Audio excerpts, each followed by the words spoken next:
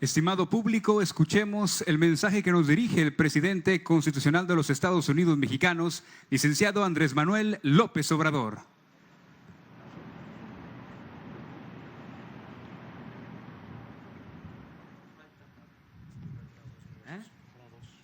¿Cuánto?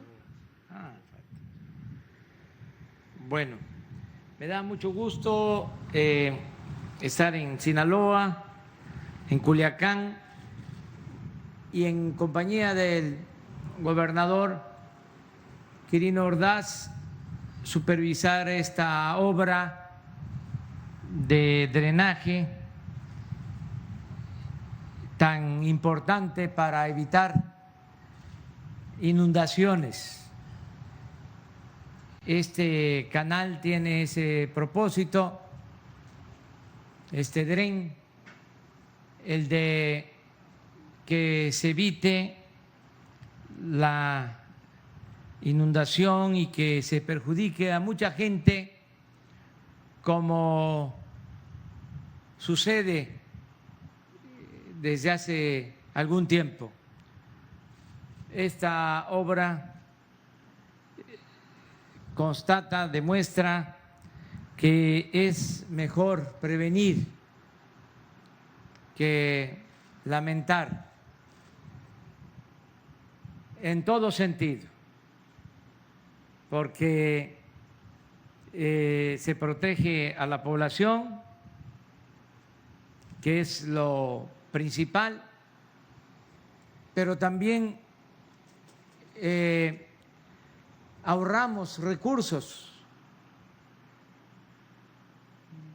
Cuando se desatienden estas obras, se producen las inundaciones y hay afectación a familias, a los enseres domésticos, se mete el agua a las casas, a los departamentos, y tiene que declararse emergencia y participa el FONDEM y hay que invertir año con año, cuando se puede evitar y resulta mucho mejor prevenir. Por eso es muy importante esta obra para evitar inundaciones aquí en Culiacán. La recomendación también es que las autoridades locales ya no permitan la construcción de fraccionamientos, de unidades habitacionales en zonas bajas, que son, la verdad, cuerpos para regular las aguas, si se llenan, si se rellenan esos sitios bajos, pues hay inundación, porque el agua tiene memoria y siempre va a buscar salida y se afecta a la población. Hay que cuidar los vasos reguladores de las ciudades, no fraccionar en donde no hay las condiciones. Tenemos que cuidar eso y seguir haciendo estas obras para evitar las inundaciones. Como decía aquí el maestro Quirino, pues son obras que no se ven, por eso no se quiere invertir. Se prefiere invertir en obras faraónicas, ornamentales, y no en drenaje, no en agua potable, no en lo que es fundamental.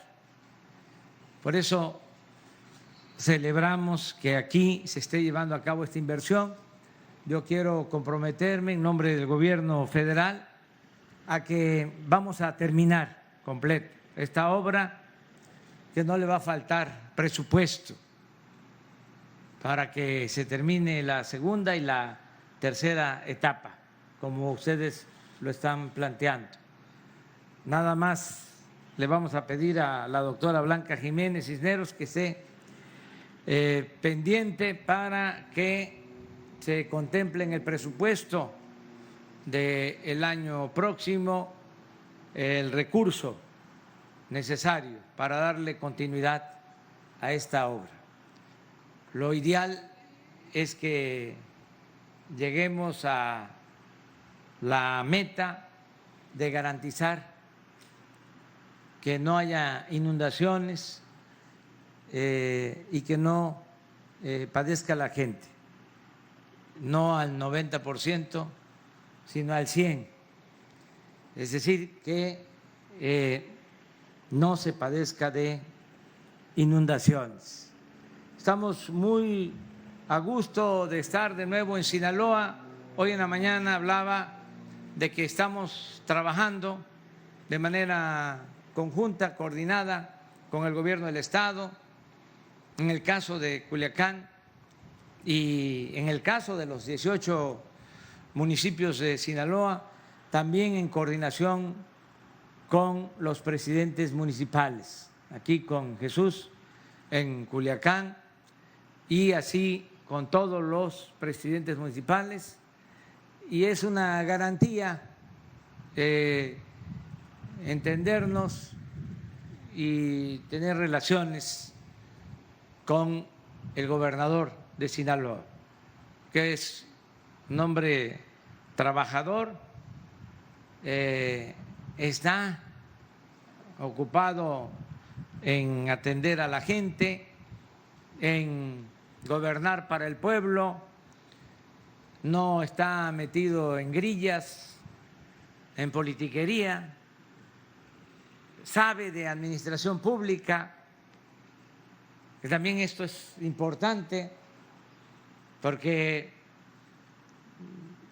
cuando se conoce de cómo se integra el presupuesto, cuánto se obtiene de los impuestos, cuánto llega por los ingresos del petróleo, cómo se logra el presupuesto nacional y también si se entiende cómo se distribuye a las entidades federativas, a los cerca de 2.500 municipios de México, pues se tiene una idea de cómo debe de ser el gobierno en cualquiera de sus niveles.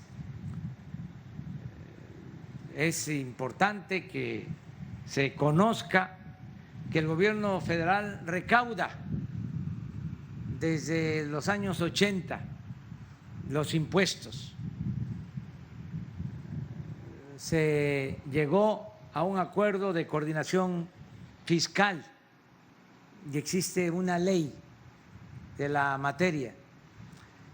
Entonces, recauda el gobierno federal el impuesto sobre la renta, el impuesto al consumo y luego, mediante una fórmula, se entrega a los estados una parte de lo que se recauda. A eso se le conoce como participaciones federales a los estados. Con esta reforma de los años 80, muchos estados reciben hasta más del 90% de su presupuesto de participaciones federales, porque los estados tienen ingresos propios muy acotados, muy limitados, porque solo es el predial,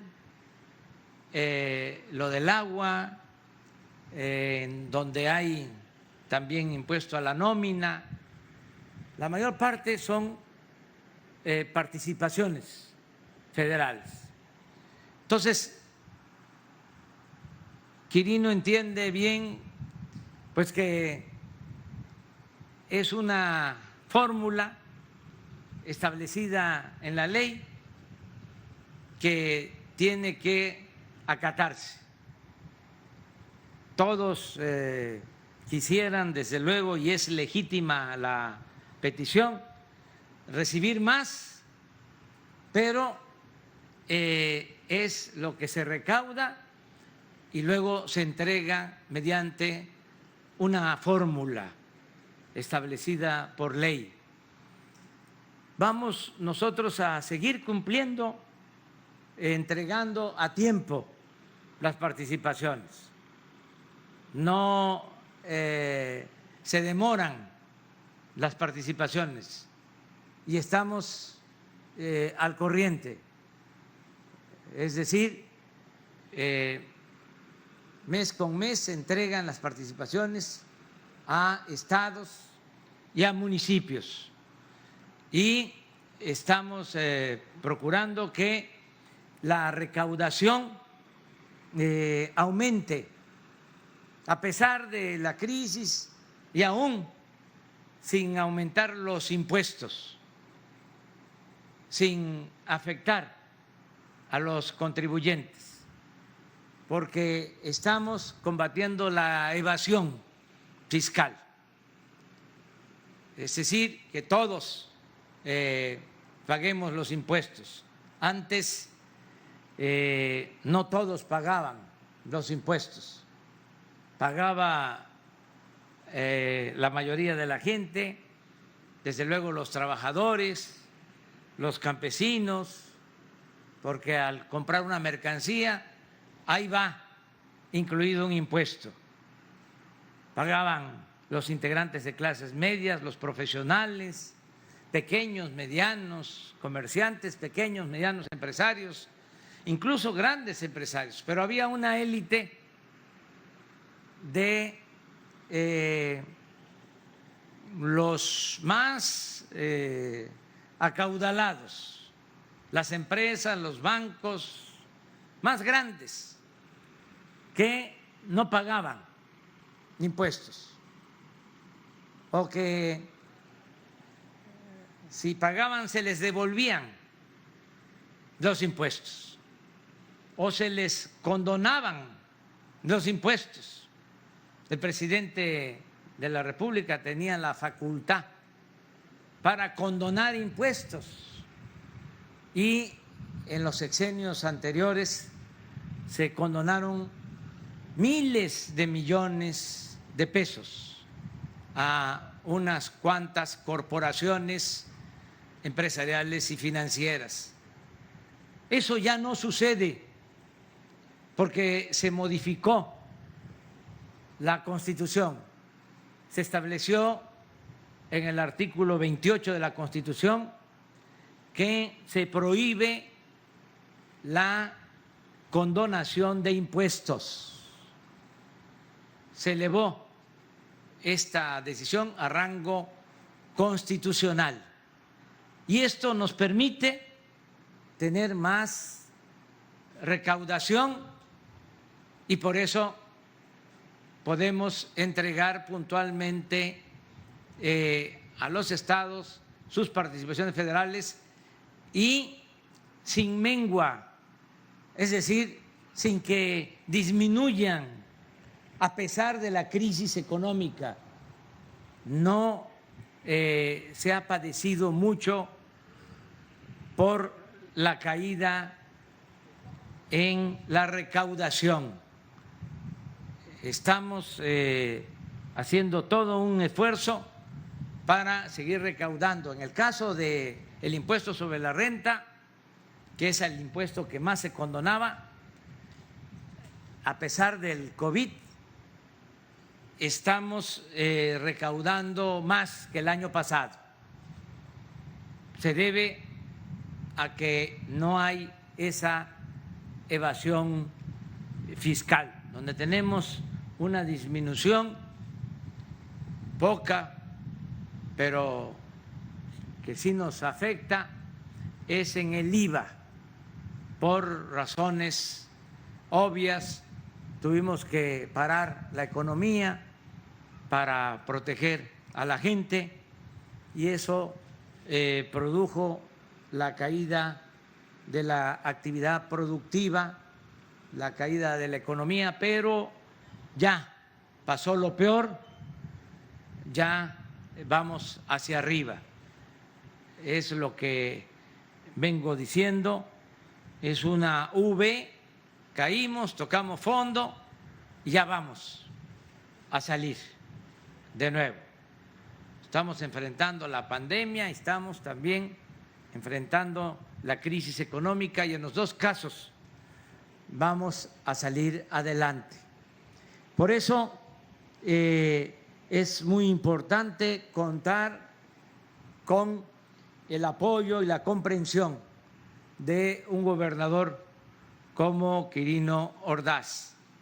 También él sabe de que se cuenta con un fondo para estabilizar los presupuestos estatales. En el presupuesto de este año se estableció un fondo de 60,000 millones de pesos y ese fondo se está entregando a los estados y les corresponde.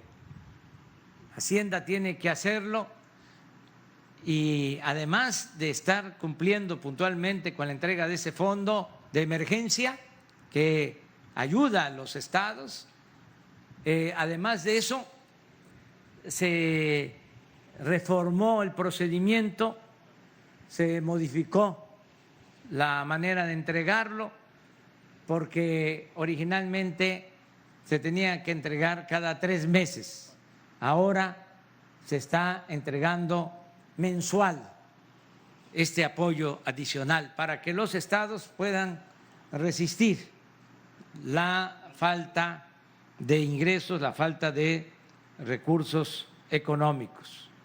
Todo esto es lo que me lleva a insistir que es muy buena la relación con el gobernador de Sinaloa, decirle al pueblo de Sinaloa que vamos a seguir trabajando juntos, que vamos a seguir apoyando a la gente del campo, a los pequeños productores y a los medianos y grandes productores.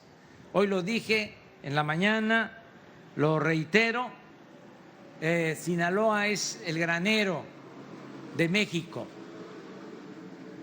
Solo cuando hay una crisis se puede apreciar lo que vale tener alimentos. Imagínense si tenemos una caída en la economía como la que estamos padeciendo y no tuviésemos alimentos. Entonces sí, sería una situación de gravedad extrema. Afortunadamente se produce alimentos en México, cada vez somos más autosuficientes y Sinaloa en particular produce mucho maíz, mucho trigo, muchas hortalizas. Entonces este es un estado de vanguardia, un estado ejemplar. Entonces por eso vamos a seguir apoyando a los productores. Venía yo platicando con el gobernador Quirino para que le transmita el mensaje a los productores de Sinaloa que mientras estén produciendo alimentos para el pueblo de México van a contar siempre con apoyo, no los vamos a dejar solos, siempre van a tener estímulos, subsidios para seguir produciendo alimentos, sobre todo los básicos, maíz, frijol, arroz, trigo. Ese es el acuerdo. Lo que se produce en Sinaloa de básicos y también apoyar a productores que se dedican a la exportación. Pero lo estratégico es producir en México lo que consumimos. Ese es el propósito. Vamos también a continuar apoyando a la gente humilde, a la gente pobre. No les va a faltar a los adultos mayores su pensión. Ya es además por ley, es un derecho constitucional, ya se reformó el artículo 4 de la Constitución, ya está establecido en la ley de leyes, en la ley suprema, de que esté quien esté en el gobierno y bajo cualquier circunstancia, los adultos mayores tienen que recibir una pensión, y es una pensión universal, es decir, para todos los adultos mayores, sean ricos, sean pobres, porque se entrega esta pensión como una recompensa al adulto mayor que ya trabajó durante mucho tiempo, ya aportó al desarrollo de México y merece vivir con un poco de holgura, de tranquilidad en el último tramo de su existencia. Entonces, eso no va a fallar, no va tampoco a dejar de entregarse la pensión a niñas, niños con discapacidad, y no van a dejar de entregarse las becas, porque es de juicio práctico, de sentido común. Es 1.000.000 de veces mejor tener a los jóvenes trabajando o estudiando que tenerlos en la calle. Vamos a mantener esos programas de becas para que todos puedan estudiar y la atención especial a los jóvenes. Nada de que solo se les llama de manera despectiva, en forma discriminatoria, ninis, como era antes, que ni estudian ni trabajan. Nada de eso. Nunca más se le va a dar la espalda a los jóvenes. Siempre van a tener atención y apoyo para que estudien y trabajen. Y vamos a continuar así, luchando para mejorar las condiciones de vida, hacer una sociedad mejor, más justa, más libre, más democrática, más justa, más fraterna, igualitaria. Ese es el propósito de este movimiento. Estamos por terminar ya este acto, esta supervisión. Solo quiero recordar que a las 12 del día, a la hora de aquí de Sinaloa, a las 12 hora de México, ya se decidió que a las 12 del día siempre vamos a guardar un minuto de silencio en todo el país. Este es un ejemplo que nos está dando la Secretaría de la Defensa, las Fuerzas Armadas. Ellos desde hace poco más de 2 meses decidieron que a las 12 del día hay un toque de silencio en todas sus instalaciones militares. Se guarda un minuto de silencio y terminando ese minuto se aplaude. El minuto de silencio es en recuerdo de los fallecidos, los que perdieron la vida por el COVID. Y también el aplauso es para animar a los que están enfermos y que salgan adelante, y también para reconocer a los médicos, a las enfermeras, a los trabajadores de la salud que están salvando vidas. Este es un homenaje que vamos a estar rindiendo a partir de hoy a las 12 del día, donde estemos. Si yo voy en la carretera, porque así recorro el país, a las 12, donde yo esté, me voy a parar y me voy a bajar de la camioneta y ahí voy a hacer mi minuto de silencio. El que lo pueda hacer, que lo haga. Hay que fortalecernos en lo espiritual y darle mucho ánimo, mucho amor a los familiares de las víctimas y a los que tienen enfermos. Somos una comunidad fraterna, solidaria. Como está aquí el oficial de la corneta, y aunque todavía no son las 12, pero por esta ocasión vamos a hacerlo a esta hora, a sabiendas de que ya siempre va a ser a las 12 del día, 12 del día, hora de Sinaloa o del centro del país, a las 12 del día. Ahora comenzamos, le pido a todos que nos pongamos de pie.